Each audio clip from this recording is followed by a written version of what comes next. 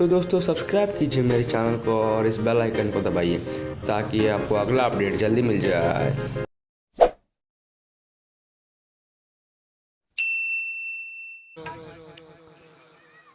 कनुभाई ना घर आंगणे भजन कीर्तन रामदेव पीरजी भगवान ना सुंदर मजाना पाठનું આયોજન રાખવામાં આવેલ છે। ઘણા આનંદની વાત કહેવાય બાપ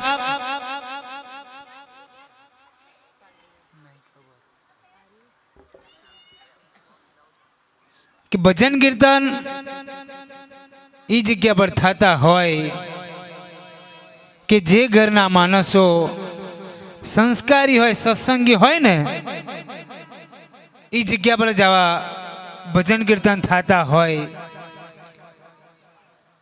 સંસ્કાર અને સંપત્તિની જીવનની માલિપા બંનેની જરૂર પડે, પણ સંપત્તિ હોય ને તો સંસ્કાર આવે એવું કાંઈ હોય નહીં, પણ સંસ્કાર હોય ને તો વહેલા મોડા સંપત્તિ આવે।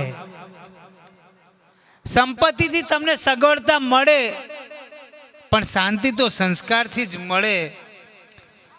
સંપત્તિ ગમે તેટલી હોય, અઢળક હોય, ગણી ન હકાય એટલી સંપત્તિ હોય, પણ ભગવાનને દ્વાર જવાનું થાય ને તો સંપત્તિ અહીંની હેજ મિલીને હાલ્યું જવાનું થાય, પણ સંસ્કાર તો હારો હાર જ આવે। મારો કવિ એમ લખે કે અરમાન જિંદગીના પૂરા થાય તોય ઘણું છે, કે અરમાન જિંદગીના પૂરા થાય તોય ઘણું છે, બે ચાર હારા કામ જો જીવનની માલિપા થાય ને તોય ઘણું છે, વધુ નથી અબરખા જીવન જીવવાના, ઇજ્જતનું કફન ઓઢીને મરાય ને તોય ઘણું છે, તોય ઘણું છે। ખરેખર આજે સંતોની હાજરી પણ હોય, આજે રામદેવ પીરજી ભગવાનના સુંદર મજાનું પાઠનું આયોજન, અને એમાંય એમ કહેવાય કે સંતોની હાજરી હોય, આચાર્ય બાલકદાસ બાપુની હાજરી હોય, ધૈર્યપુરા નિવાસી, ખરેખર સંતોનું સાનિધ્ય હોય કે સંતને સંતપણા મળતા નથી મફતમાં, એના મૂલ ચૂકવવા પડે જગતમાં। આ સંતોએ છે ને એમના મૂલ ચૂકવેલા હોય ને એ થઈ એમના નામ આજે ઇતિહાસમાં હોય, પણ ખરેખર આજે એમ કહેવાય કે તમે ભજન કીર્તનમાં બેઠા હોય, ભજનનો એક શબ્દ જો જીવનની માલિપા ઉતરી જાય ને બાપ તોય ઘણું છે। કે કદાચ તમે જમવા બેઠા હોય એમાં તમે થોડી ભક્તિ ભેળી દો, એ જમવાનું પ્રસાદ બની જાય। તમારા ઘરમાં તમે થોડી ભક્તિ ભેળી દો, એ ઘર મંદિર બની જાય, અને આત્મામાં તમે થોડી ભક્તિ ભેળી દો ને તો આત્મા પરમાત્મા બની જાય, પરમાત્મા બની જાય। પણ ખરેખર પહેલા તો જે આજુબાજુમાં જે વડીલો મિત્રો, યુવાન મિત્રો, બધાને બે હાથ જોડીને વિનંતી કરું કે સરસ મજાનું પાથરનું પાથરેલ છે, બેસી જાઓ, ગોઠવાઈ જાઓ। જે આજુબાજુમાં જે ભાઈ ઊભા છો અહીં આગળ અમારાથી છે ને હાથ જોડીને વિનંતી જ કરાય, આ દાદાગીરી કરીને હાલે નહીં, કારણ કે અમારે છે ને સવારમાં પાછું ઘેર જવાનું, અને જે અંદર જે મારી માતાઓ બહેનો બધા બેઠા છો એ બધાને વિનંતી કરું કે અહીં આગળ બહાર આવી જાજો, સરસ મજાનું પાથરનું પાથરેલ છે, બહેનો માટે જગ્યા કરી દેજો વડીલો, જેથી એ બેસી શકે બહાર। અને ગોઠવાઈ જ જવાનું, એમ હવે છે ને બે વર્ષ કોરોનાના ગયા, આ કોઈનું ગોઠવાયું નથી ભાઈ, ગોઠવાઈ જ જવાનું। અને જુવાની તો હું ખાસ કહું, ગોઠવાઈ જ જવાનું। હા, એક બેન ત્રીજાએ ફાઇનલ કરી જ દેવાનું, નહીતર ઘણા જણા 39 વર્ષ લગી નહીં ગોઠવાતા।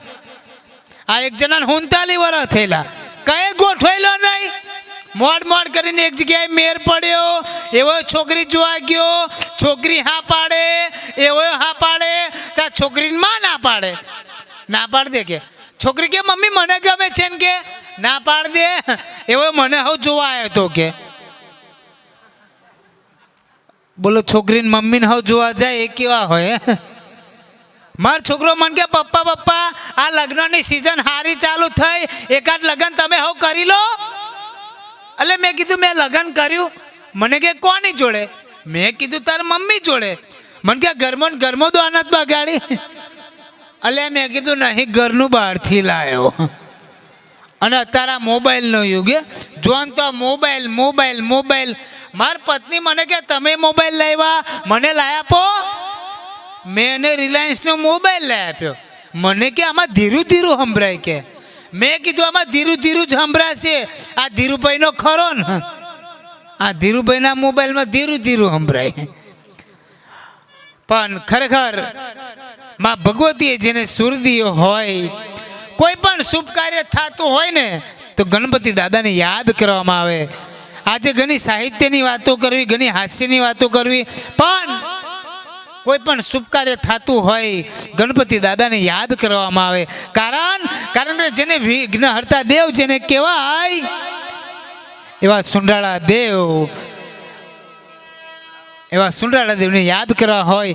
માં ભગવતી માં સરસ્વતીએ જેના ગળામાં 13 સુરોની માળા પરવી દીધી હોય, જેનો ભજનની દુનિયામાં સંતવાણીના આરાધક જેને કહેવાય, જેનો ભજનની દુનિયામાં 10મને 9મને 8મને 7મને 6ને 5મને 4ને 3ને 2ને જેનો પહેલો નંબર આવતો હોય, એવા જે કોયલના કંઠને કોયલના ટહુકાને પણ ઝાંખો પાડે એવા ઉષાબેન પઢિયાર, એમને જોરદાર તાળીના ગડગડાટથી વધાવો.